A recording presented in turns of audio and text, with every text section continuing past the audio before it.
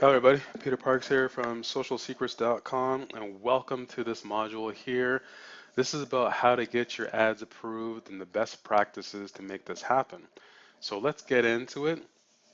You're going to stand the best possible chance of getting your ads approved with the niches that you are in when you conform with the Facebook advertising. Now I know this is pretty much counterintuitive and common sense, but a lot of people do not follow the advertising policies and guidelines of Facebook, and they wonder why their ads get disapproved left, right, and center. Well, I'm here today to tell you that I have consulted with hundreds of clients in the last year and a half. And one thing that I found, which is a recurring theme, is a lot of clients, and these are smart guys and women, smart men and females, smart business owners, smart entrepreneurs.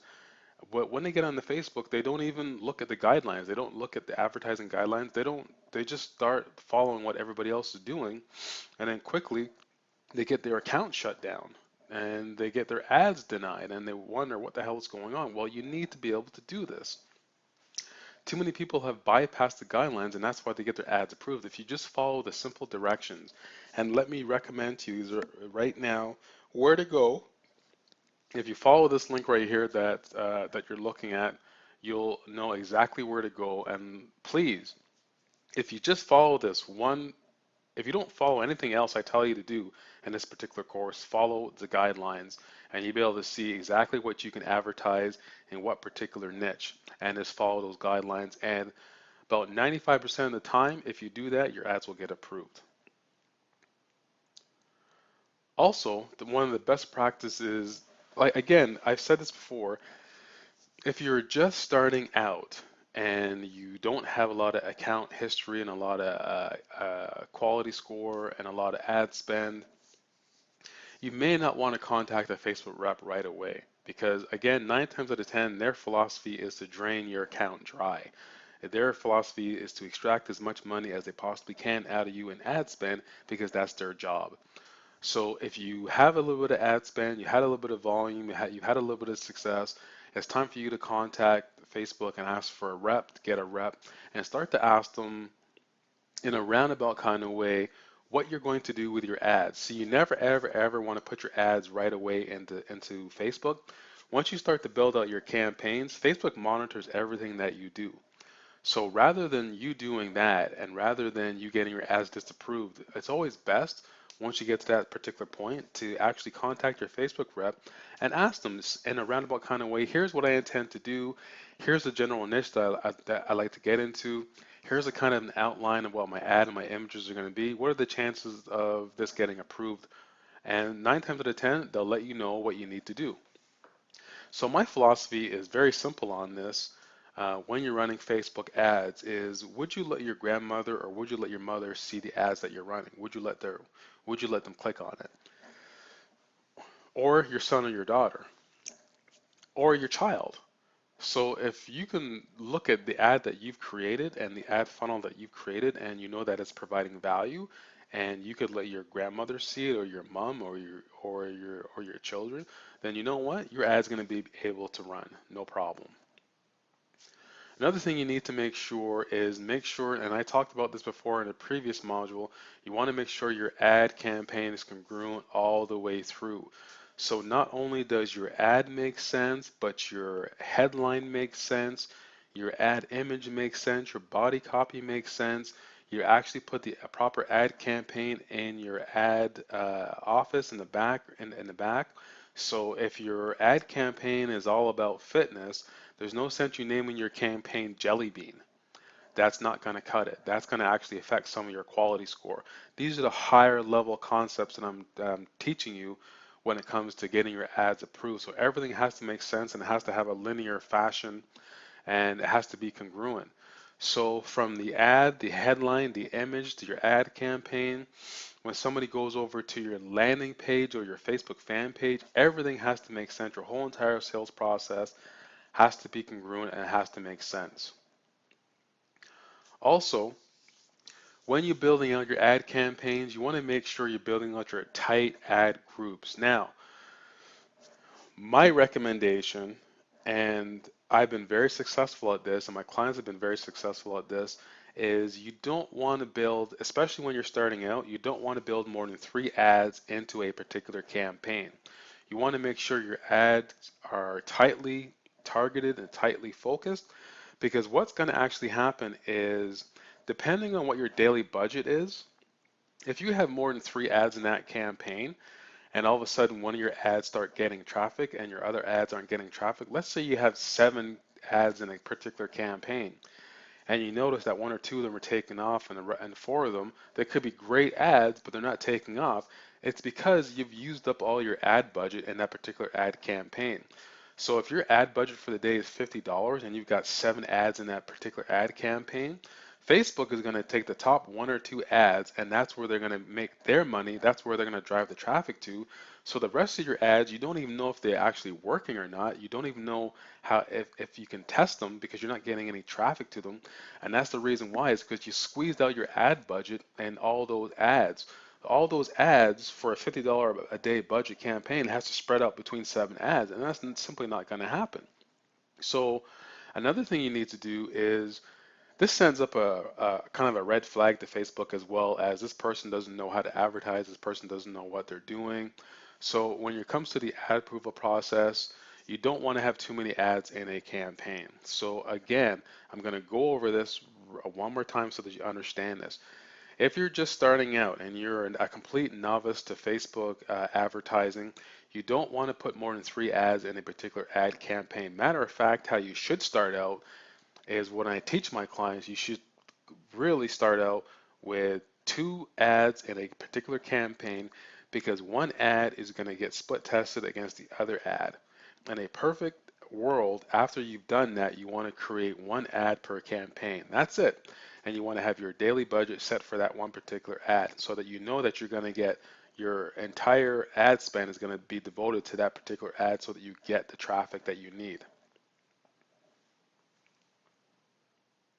Now, Facebook takes your best click-through rate and uses that, because that's how they make their money and that's how they get their ROI. So you've got to be extremely careful when you're building out your campaigns. Again, you want to make sure that you want to increase your quality score, you want to increase your ad account history with Facebook, you want to increase your ad spend, you want to get your campaigns up and running and approved quickly.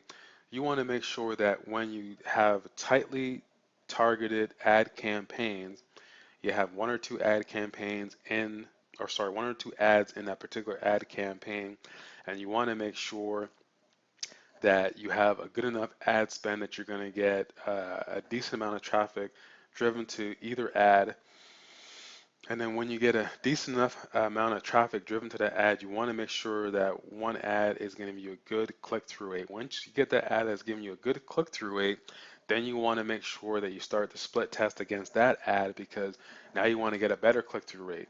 So you want to duplicate that particular ad, and you only want to change one element at a time. Never change more than 2 or 3 elements of an ad at a particular time, because you don't know what's giving you that click-through rate, but you will know once you start to split test, and you split test one element at a time. When I say one element at a time, I mean that you split test the headline, you split test the image, then you split test the body copy in that particular order. Because remember what's happening. Facebook, if people respond to the image, they respond to that headline. Are you asking a question? Are you making a controversial statement? Are you stopping them in their tracks? Then they're looking at your body copy, then they're clicking. So that's how you want to do your split testing in that particular order, is image, headline, body copy. And you want to make sure it's tight. So when you're doing your click-through rate, you want to make sure you get the best ads going, getting traction to get the best click-through rate. Then you want to split test against that click-through rate to get an even better ad. That's what's going to help you out. And one of the biggest secrets that I can tell you is, you want to use clean images within your actual ad campaign, which means you don't want to have more than 20% text in an image, because it's not going to get approved. If you have text all over your image, it's not going to get approved, and that's a bad thing. Because what happens is, if you keep submitting the image and you keep getting it disapproved, that's going to actually affect your quality score and your ad account history. So you don't want to be doing that. What you want to make sure is you have less than 20% text versus the actual image. And a good secret for you to have is make sure that text is at the bottom of the actual image itself. So it's not taking up all of the image. It's at the bottom, it's at the corners of the images, and it's less than 20% text. It may say something like "Have a great day." That is a good image text, or "Click here now," or "Do you like X?" Those kind of statements, those kind of images that are congruent with the actual image itself will help you to get approved. Now, you can use images that are blurred out as well. Those are great to do. You can use an angle, you can use a stroke or a border when you're doing your images. You can use different backgrounds for your strokes. You can use red, you can use yellow, you can use orange.